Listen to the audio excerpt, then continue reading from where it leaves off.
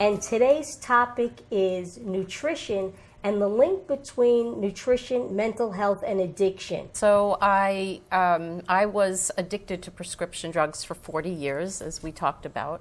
And in early 2013, I finally asked for help. When I went away to the rehabilitation facility, there was a personal chef at the facility, and she began talking about and teaching classes about how to eat clean and green. All of the food that I eat and have been eating is organic, gluten-free, dairy-free, sugar-free, no grains, so grain-free. I didn't want to put any more toxins into my body. It had had enough. Nutrition is when we're putting optimal foods in our bodies, and it's feeding information to our cells.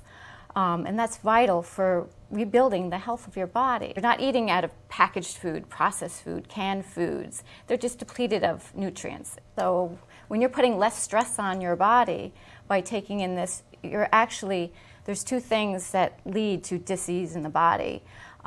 Cellular malfunctioning is basically a lack of vital nutrients and an excess of toxins coming into our body. Because you got two things working. You get your addiction, and then you've got a whole new way. How do you start? I think for me, and I see it in other people, you have to know when you've had enough. And we need to have many different modalities that treat the whole person holistically.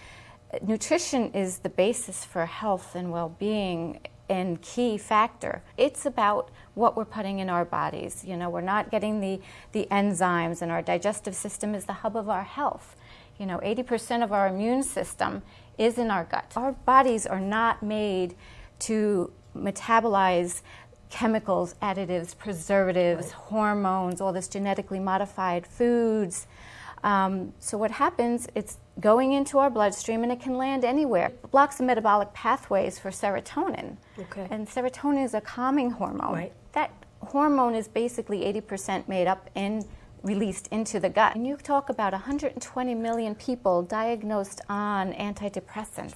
And if you do things like what we recommend are things like exercise. You go out and you do exercise for 30 minutes, and that will raise the dopamine and norepinephrine levels, that GABA, that give us that happy feeling naturally. We don't need to take pills. And our programs, how we treat, is about removing the culprits, replacing those with good, healthier choices. And then it's rebuilding the gut and healing and sealing the leaky gut. And then for us, in this instance with addiction and stuff like that, it's rewiring with the right kind of messages. If I say I am a survivor of addiction, I am a wellness, I am coming from a place of wellness, that's positive, and we're teaching people in a positive way to recover. I'm going to see your faces. I did last night. I still ate the Snickers bar. But